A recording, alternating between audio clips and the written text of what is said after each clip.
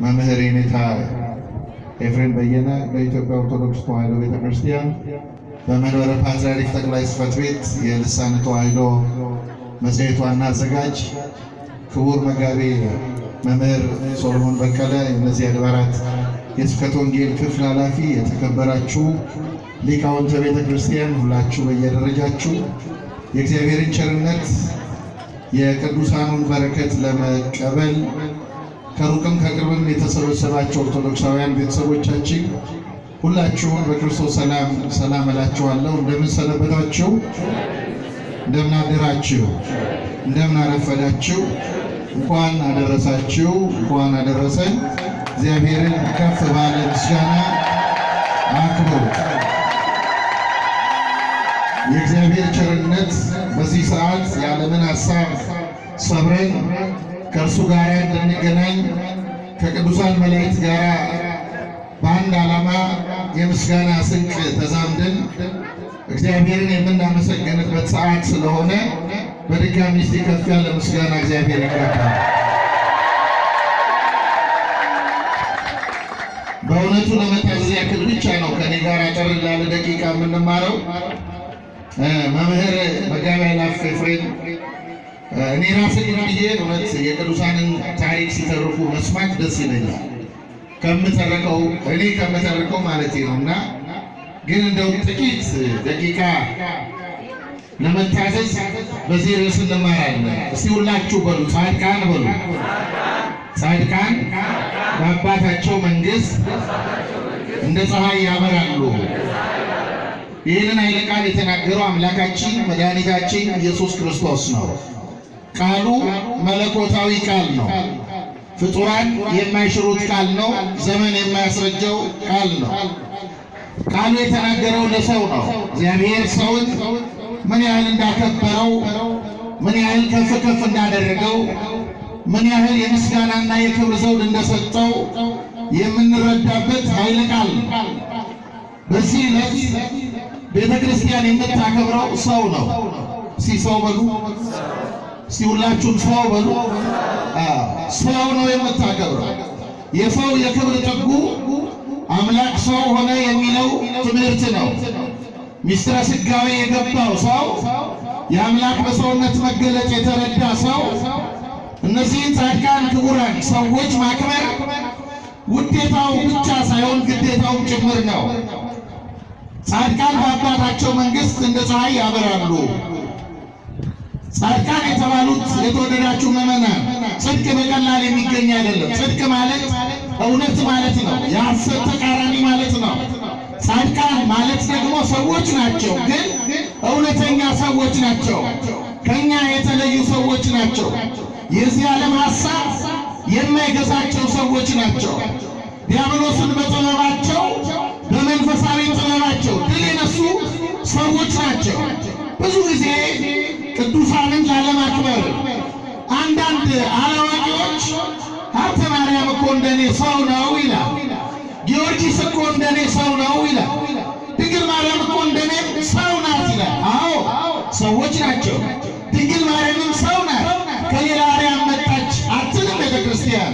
ሀብተ ማርያምም ሰው ነው። ቅዱስ ጊዮርጊስም ሰው ነው። ግን አንተ እንደ ጊዮርጊስ ያለ ሰው ነህ? አንተ እንደ ሀብተ ማርያም ያለ ሰው ነህ? አንቺ እንደ ድንግል ማርያም ያለች ሰው ነሽ ወይ? ሰዎች ናቸው ስንል ምን አይነት ሰዎች ናቸው? ክርስቲያኖች መረዳት የሚገባን ይህንን ነው። አሁን የትውልድ በአብዛኛው የሚደክመው እግዚአብሔርን ለማወቅ የሚደክምበት መንገድ ስውት ጎዳና ነው። በቤተ ክርስቲያንም ተሰብስቦ ለወንጌል ጆሮን ከማቅረብ ይልቅ በጣም ለከበሮ ቅርብ ነው፣ በጣም ለጠበል ቅርብ ነው። ወደ እውነት አይጠጋም። በትክክል ቤተ ክርስቲያንን አያደምጣትም። በትክክል ወንጌል አይሰማም። ወንጌል ስለማይሰማ ቤተ ክርስቲያንን በልምድ ስለሚከተላት መንገድ ላይ በሁለትና በሶስት ጥቅስ ሃይማኖቱን ይለውጣል። ሃይማኖቱን የሚያንጠለጥለው በጥቅስ ስለሆነ የተወደዳችሁ ምዕመናን፣ ሰው ማለት የከበረ ፍጡር ነው።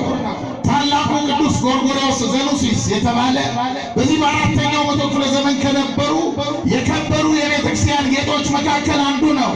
ሰውን ሲገልጠው ባጭሩ ምን ይላል? ዋጋ የማይገኝለት የክብር ዕቃ ይላል። ሲበሉ ይቃል ዋጋ የማይገኝለት ወይ የክብር ዕቃ የምን ዕቃ የክብር በዚህ ዓለም ላይ ምንም ውድ ነገሮች ቢኖሩ ዋጋ አላቸው፣ ዋጋ ይወጣላቸዋል። ምናልባት የኪሳችን ጉዳይ አይሸምታቸው ይሆናል። የኪሳችን ጉዳይ ንብረቶቹን የራሳችን አናደርግባቸው ይሆናል። ዋጋ የሌለው ምንም ነገር በዚህ ምድር ላይ የለም። ውድ የሚባሉ ነገሮች ሁሉ የሚተመንላቸው ዋጋ አላቸው። ዋጋ የማይተመንለት ብቸኛው ፍጡር ሰው ነው። ሰው ትልቅ ፍጡር ነው። ክርስቲያኖች ሰው ነው። አምላክ ሰው ሆነ። አሁን ይህ ዘመን የመገለጥ ዘመን ነው። እግዚአብሔር ለፍጥረቱ በአእምሮ መጠን እርሱ በሚችለው መጠን የተገለጠበት ዘመን ነው። ይህ ዘመን ልዩ ዘመን ነው። ዘመን አስተርእዮ ይባላል። እግዚአብሔር ተገለጠ ሲባል እግዚአብሔር ለእኛ ያለውን ፍቅር ገለጠ ብቻ ሳይሆን የሰውንም የክብር ጥግ የምንረዳበት ልዩ ምስጢር ነው። ሚስጥረ ሥጋዌ እግዚአብሔርን ያየው ማንም የለም። አስቀድሞ እግዚአብሔር በዘመነ ብሉይ ኪዳን በብዙ አይነት እና ጎዳና ምሳሌ ይገለጥ ነበረ። አንዳንዶቹ ትምህርታዊ መገለጥ ናቸው፣ ምልክታዊ መገለጦች ማለት ነው። ሰው ከእግዚአብሔር ጋር እንደሚኖር የፈጠረው የሚመግበው የሚመራው ፈጣሪ እንዳለ እንዲረዳ በዚያ በጨለማ ዘመን በተለያዩ ተአምራት እግዚአብሔር ይገለጥ ነበረ። በተለያዩ ገቢረ ተአምራት ከሌሎች ገዢዎቻቸው እስራኤል ነፃ የሚወጡበት ብርቱ ክንድ እሱ መሆኑን እንዲረዱ በፈርዖንና በሰራዊቱ መካከል ብዙ ድንቅ ተአምራትን በማሳየት እግዚአብሔር የሚባል ፈጣሪ እንዳላቸው እስራኤል በዚህ መንገድ ተረድተዋል። አንዳንዴ ደግሞ በነቢያቱ በኩል በስዕላዊ መገለጥ ስሙን እያስተዋወቀ በተለያዩ ምሳሌዎች ይገለጥ የነበረ እግዚአብሔር በአዲስ ኪዳን ግን ክርስቲያኖች አምላክ ሰው በመሆኑ አካላዊ መገለጥ ሆነ። ክብርና ምስጋና ለመድኃኔዓለም ይሁን። አካላዊ መገለጥ ሥላሴን በአካል ያየንበት የተረዳንበት ልዩ ምስጢረ ሥጋዌ ነው። በዚህ መንገድ ሥላሴ ተገልጧል። እንዲህ ባለ መገለጥ እግዚአብሔርን የተረዳ ነው አምላክ ሰው በመሆኑ ነው። እና አምላክ ሰው ከሆነ ታዲያ ሰው እንዴት አይከብር? ክርስቲያኖች ሰው እንዴት አይከብር? እነዚህ ጻድቃን ሰዎች ናቸው፣ ግን እግዚአብሔርን የመሰሉ ሰዎች ናቸው። ሰዎች ናቸው ሲባል ዓለምን የተጠየፉ ሰዎች ናቸው። የነገሥታትን ቤት ስለ ክርስቶስ ፍቅር የናቁ ሰዎች ናቸው። የሚያጸድቀውን ብቻ የሚያስኮንነውን ብቻ አይደለም የሚያጸድቀውንም ጭምር የተዉ ናቸው ለእግዚአብሔር ብለው እግዚአብሔር ሲጠራቸው ወላጆቻቸውን ትተው ሙሽርነታቸውን ትተው ሕይወታቸውን ትተው እግዚአብሔርን በግብር እየመሰሉ የተከተሉ ናቸው። እውነተኛ ሰዎች ናቸው። እግዚአብሔር እንደነዚህ ጻድቃን እውነተኛ ሰዎች ያደርገን። ክርስቲያኖች እነዚህን ነው ጻድቃን በአባታቸው መንግሥት እንደ ፀሐይ ያበራሉ። አባታቸው ማን ነው? እግዚአብሔር። የእግዚአብሔር መንግሥቱ የት ነው? ክርስቲያኖች ቤተ መንግሥት ነው? አይደለም። በወርቅ የተንቆጠቆጡ ቤተ መንግሥት የሄሮድስን ቤተ መንግሥት ንቆታል መድኃኔዓለም። ሰው ሆኖ ሲወለድ በቤተልሔም በረት ነው የተገኘው። ነገሥታት እጅ መንሻ ይዘው መጥተው ሌላ ጊዜ እንደ ክብራቸው መጠን ወንበር ተዘጋጅቶላቸው እንደ ክብራቸው መጠን የሚቀመጡበት ስፍራ ተዘጋጅቶላቸው የሚከተላቸው ሰራዊት ከቧቸው በወርቅ የተንቆጠቆጠ ቤተ መንግሥት ለማየት ይቀመጡ የነበሩ ነገሥታት የሄሮድስን ቤተ መንግሥት ንቀው የተገኙት ቤተልሔም በረት ነው። ሲያጠፋት በረት የተገኙት ለምን? ሰው በኃጢአት ምክንያት በበደል ምክንያት ወድቆ ነበረ። ሰው ክቡር ፍጡር ነው። ቅድም እንዳልኳችሁ ሥላሴ ምንድን ያለው? ንግበር በአርአያነ ወአምሳሊነ፣ ሰውን በመልካችን እንደ ምሳሌያችን እንፍጠር። እስቲ በሉ ሰውን በሉ በመልካችን እንደ ምሳሌያችን እንፍጠር። ሰው የማን መልክ ነው? የእግዚአብሔር መልክ ነው። ሰው የእግዚአብሔር መልክ ነው። መልክ ማለት በተፈጥሮ የሚሰጠን ሥላሴን የምንመስልበት የማይወሰድብን ልባዊነት፣ ነባቢነትና ሕያዊነት ናቸው። እነዚህ ዘላለማዊነት ገንዘብ ያደረግንባቸው የእግዚአብሔር መልክ ናቸው። ምሳሌ የሚባለው ደግሞ ከዚህ መልክ ተነስተን እርሱን ከመምሰላችን ተነስተን በተፈጥሮ ከተሰጠን ጸጋ ተነስተን ከክብር ወደ ክብር ከፍ እያልን እርሱን ወደ መምሰል የምናድግበት ምስጢር ነው ምሳሌ። እግዚአብሔርን መምሰል ማለት ክርስቲያኖች እግዚአብሔር የሚሰራውን ሁሉ መስራት ማለት ነው። ሲበሉ እግዚአብሔር በሉ የሚሰራውን ሁሉ መስራት። እግዚአብሔርን መሆን አይቻልም።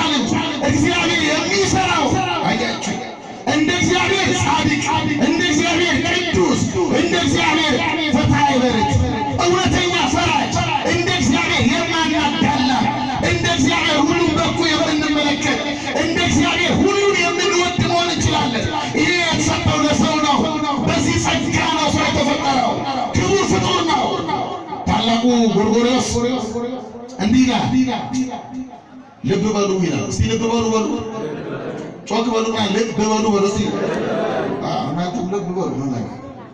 ልብ በሉ ማለት አስተውሉ ማለት ነው። አስተውሉ። ብርሃን ይሁን ያለ እግዚአብሔር አለ፣ ሰው ይሁን አላለም ማለት። ብርሃን ይሁን እግዚአብሔር አርምሞ ፈጥሯል፣ በዝምታ አያችሁ። ባህሌው ፈጥሯል እግዚአብሔር በማሰብ ሐሳቡ ራሱ እግዚአብሔር ነው። የሚያስበው እግዚአብሔር በአብ ልብነት ነው። ልባቸው ራሱ እግዚአብሔር ነው። ስለዚህ በአብ ልብነት ሲያስብ እግዚአብሔር ፍጥረት ይሆንለታል። ከነፍስ የሚረቁትን ቅዱሳን መላእክት በማሰብ ፈጥሯቸዋል እግዚአብሔር። አያችሁ በማሰብ ብቻ። ለዚህ ነው ሊቁ በከመ ፈቀደ ይገብር ወከመ ሀለ ይፈጽም። እግዚአብሔር እንደወደደ ይሰራል፣ እንዳሰበም ደግሞ ይፈጽማል። ሐሳቡ ስራ ነው እግዚአብሔር። ተመልከቱ፣ አራቱ ባህርያት ነፋስ፣ እሳት፣ መሬት፣ ውሃ በማሰብ ብቻ የፈጠራቸው ናቸው። ከዚህ አስቀጥሎ እግዚአብሔር ይህንን ያሳያል። ክህሎቱ እስቲ ክህሎቱን በሉ። በዚህ ዓለም ላይ የፈለገ ፈጣሪ ሊገኝ ለዓይን የሚያስደንቅ ለጆሮ የሚያስደምም አዳዲስ የጥበብ ውጤት የሚያሳዩ ምዕራባውያን ቢኖሩ አንድ የሚያስደንቀን ነገር የሚፈጥሩት ክርስቲያኖች ከሆነ ቁስ ነው። እግዚአብሔር ግን ከምንም ነገር በዝምታ ችሎታው ላይ ማንም የሚደርስበት አምላክ አይደለም። ስሙ ለዘላለም የተመሰገነ ይሁን። ማንም ሁለተኛው በቃሉ ነው የፈጠረው እግዚአብሔር ለይኩን። አያችሁ ብርሃን ይሁን አለ፣ ሆነለት እግዚአብሔር። ይሄ ደግሞ ትእዛዝ ነው፣ ስልጣንን ያሳያል። የተወደዳችሁ ምዕመናን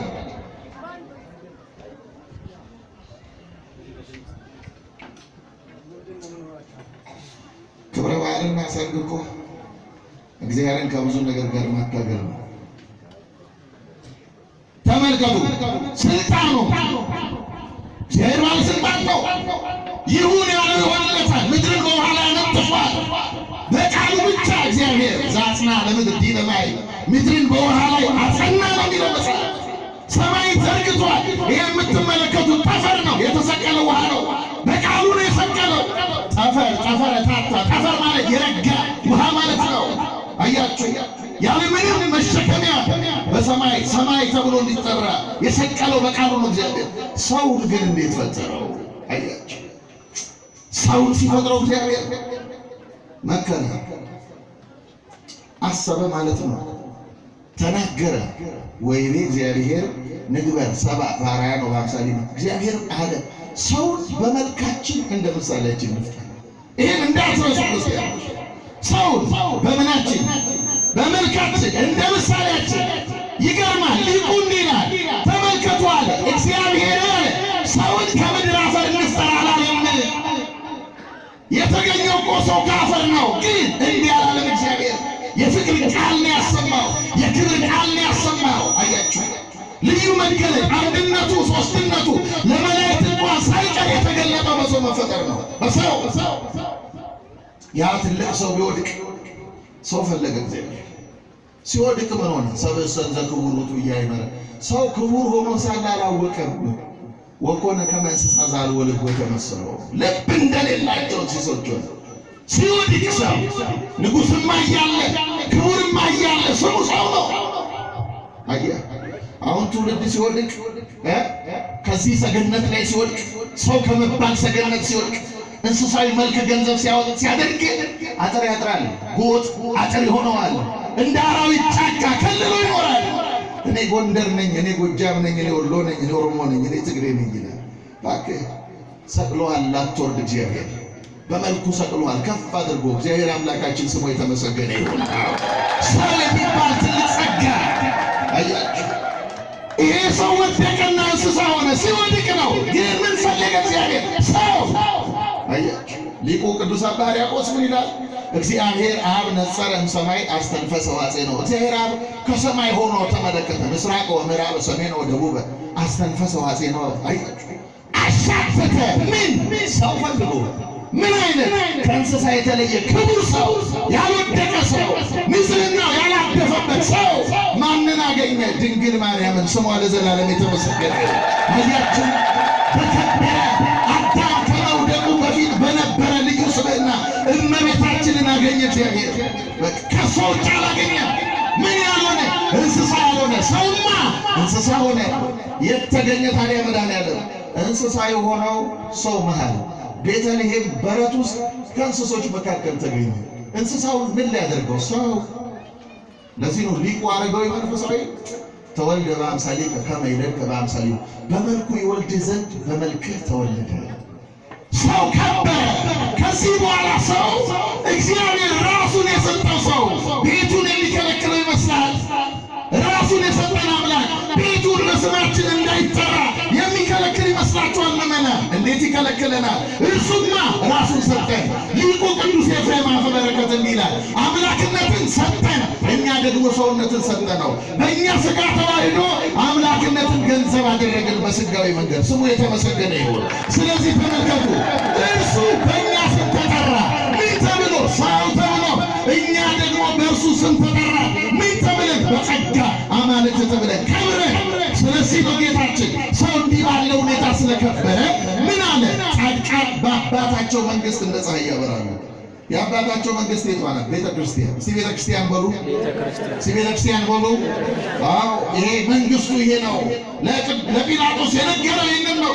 መንግሥቴ ከዚህ ዓለም አይደለም፣ ሰማያዊ ነገር የሚነገርባት፣ ምድራዊ ቋንቋ የማይወራባት፣ ራሱ ክርስቶስ በአካለ ኅብስት የሚዳሰስባት፣ በመልክዓ ኅብስት የሚታይባት ልዩ መንግሥት፣ የእግዚአብሔር መንግሥት፣ ሰማያዊ ነገር ብቻ የሚነገርባት፣ መለኪያዋ ሰማያዊ የሆነ በቀኖናና በዶግማ የምትለካ፣ በእግዚአብሔር ቃል የምትለካ፣ በመሰኛዋ መለኪያዋ ልኳ እግዚአብሔር የሆነ በፍጡራን የማትለካ፣ ጳጳሱ ቢወድቅ ቄሱ፣ ሰው ቢወድቅ ሰባኪ ቢወድቅ ዘማሪው፣ በዚህ የማትለካ፣ የወደቁትን የምታከብራቸው፣ ለሁሉ የምትበቃ እግዚአብሔር ኩላዊት የሆነች ቤተ ክርስቲያን የእግዚአብሔር መንግሥቱ ናት።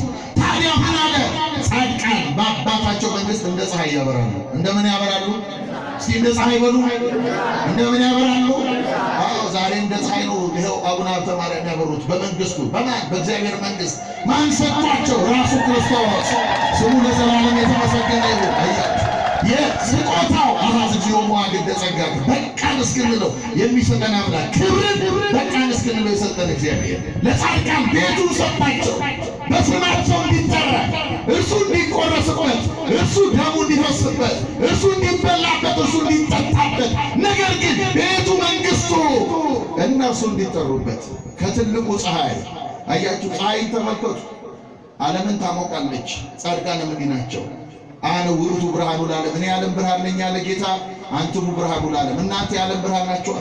በቃል ኪዳናቸው የሚያበሩልን ተስፋ ቆርጠን ብዙ ነገር ጨልሞብን መተን በእኚህ ጻድቅ አባት ተማጽነን፣ ኢትዮጵያ ያበቀለቻቸው ታላቅ ጻድቅ ናቸው።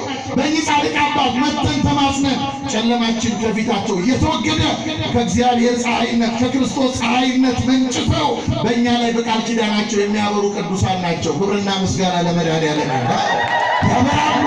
በቃል ኪዳናቸው ያበራሉ። ክርስቲያኖች አሁን እዚህ መጥታችሁ አንዴ ጠበሉን አንዴ ሎሚውን ይህ በዚህ ግቢ ያሉትን ነዋያት በሙሉ ለመድኃኒትነት ትጠቀማላችሁ። ይሄ የሚያሳየው የሰውን ክብር ነው። በነገራችን ላይ ሎሚ እኮ ቁሳዊ ፍጥረት ነው። ታውቃላችሁ? በጣም እነዚህ የምታዩዋቸው ቁሳውያን ፍጥረታት ናቸው። ከመንፈሳዊ ዓለም ጋር የሚዛመድ ባህሪ የላቸው። ሰው የሚባል ትልቅ ፍጡር ግን መንፈሳዊነትን ከመላእክት የሚዛመድ ደግሞ ከአራቱ ባህርያተ ሥጋ በመፈጠር ከዚህ ከቁሳዊ ዓለም ጋር የሚዛመደው ሰው መካከለኛ ሆኖ እነዚህ ጉጉታን የሆኑትን እጽዋቱን፣ አዝርዕቱን ለእግዚአብሔር ሕያው መሥዋዕት አድርጎ የሚያቀርብ ካህን ነው። ሰው ከመንፈሳዊ ዓለም ጋር እነዚህ ቁሳውያን ዓለም የሚያዛምዳቸው ነው። ሰው መድኃኒት ከዚህ እጽዋት የሚሰጥ ነው ሰው። ስለዚህ ተመልከቱ፣ ከጻድቁ ክብር የተነሳ አያችሁ፣ ከቃል ኪዳናቸው ክብር የተነሳ ስማቸው የሚጠራበት ስፍራ አዝርዕቱ፣ እጽዋቱ መድኃኒት ይሆናል። ምን ትጠራጠራለህ? አትሞኝ ክርስቲያኖች፣ አትሞኙ፣ አትሞኙ። ያበደውን ይሄ እንደ ውሻ የሚንቀዘቀዘውን ትውልድ አትመልከቱ። ኢየሱስ እያለ መንገድ ላይ ሲጮህ የገባው እንዳይመስልህ ሰክሮ ነው። እንዲህ ካለ ስካር መድኃኔዓለም ይጠብቀን። በክህደት ሰክሮ ነው። የለም ክርስቶስ የገባው ሰውን ያከብራል። ክርስቶስ ቤተልሔም የተኛው ለሰው ነው። ሰውን ወደ ራሱ ሊስብ ነው፣ ሊያከብር ነው። ይሄ አዲስ ኪዳን ክብር ነው፣ ልዩ ክብር ነው። እስቲ አንድ ነገር ነግሬያችሁ ላብቃ። ትምህርት ኦክሲጅን ከምንድን ነው የምናገኘው? ምመና ከምንድን ነው የምናገኘው? ከእጽዋት አይደለም? ይገርማል። እኛ በዚህ ዓለም የሳይንስ እውቀት እኛ ካርቦን ዳይኦክሳይድ የተቃጠለውን አየር እንሰጣቸዋለን፣ እሱን ይመገባሉ። እነሱ ደግሞ ለእኛ ምን ይሰጡናል? ኦክሲጅን። አይገርምም? ይሄ ምስጢር የሚገርም ነው። ታዲያ እዚህ እጽዋት ውስጥ ምን አለ? ህይወት አለ። እስቲ ህይወት አለ በሉ። ክርስቲያኖች ፍጡር ህይወት ይሆናል? ፍጡር እኮ ህይወት አይሆንም። አያችሁ፣ እንዲህ ይላል አንድ ሊቅ፣ ወልድና መንፈስ ቅዱስ ለእግዚአብሔር አብ እጆቹ ናቸው ይላል። እስቲ እጆቹ ናቸው በሉ። የሚገርም ይሰራባቸው እጆቹ ማለት ነው እግዚአብሔር። አሁን ክርስቲያኖች በዚህ ውስጥ የምናገኘው መንፈስ ቅዱስን ነው። የኛ የተቃጠለው አየር ውርደታችን ነው፣ ባርነታችን ነው፣ ለሞት የሚያበቃን ነው። እሱ ደግሞ በእጽዋቱ እያደረ እግዚአብሔር መንፈስ የሚሰጠን ህይወት ጽድቅ ነው። አየህ፣ ጽድቅ ነው። ስለዚህ ቤተክርስቲያን በእጽዋቱ በኩል ክርስቶስን ታነበዋለች፣ መንፈስ ቅዱስን ታነበዋለች፣ እግዚአብሔርን ታነበዋለች። ክርስቲያኖች ስነ ፍጥረታት ለቅድስት ቤተክርስቲያን የተዘረጉ ብራናዎች ናቸው። እግዚአብሔርን ተርጉሞ የማይጨርሱ ልዩ ብራናዎች። ስለዚህ አስርቱ እጽዋት ሁሉ መድኃኒት የሚሆኑት ከሰው የተነሳ ነው። ከምን አይነት ሰው? እንደነ ቅዱስ ሀብተ ማርያም ከዚህ ዓለም ራሱን ለይቶ ለእግዚአብሔር ሰውነቱን ላስረከበ የተጠራበት ዓላማ የገባው እግዚአብሔርን ወደ መምሰል ከክብር ወደ ክብር እየተለወጠ በጽድቅ ላይ ጽድቅ እየጨመረ በእውነት ላይ እውነት እየጨመረ በተጋድሎ ላይ ተጋድሎ እየጨመረ ከፍ የሚል እንደ ቅዱስ ሀብተ ማርያም ያለ ሰው በአባቱ መንግሥት በቤተ ክርስቲያን እንደ ፀሐይ ያበራል። ስለዚህ ቤቱ የእግዚአብሔር ነው። የሚቆረሰው ክርስቶስ ነው። ደሙ የሚፈሰው የሚቀዳው ክርስቶስ ነው። የሚበላው የሚጠጣው እሱ ነው። ነገር ግን በዚህ መንግሥት ለጻድቁ አባታችን እንዲህ አለ። ጻድቅ ስለሆነ እውነተኛ ስለሆነ በእኔ መንግሥት እንደ ፀሐይ ታበራለህ አለ። ይህንን ከክርስቶስ የተቀበሉትን ጸጋ ቤተክርስቲያን ባደራ ተቀብላ ለልጆቿ እንዴት አስተምራለች? ጻድቃን በአባታቸው መንግሥት እንደ ፀሐይ ያበራሉ። የሰማነውን በልብ ይሳል።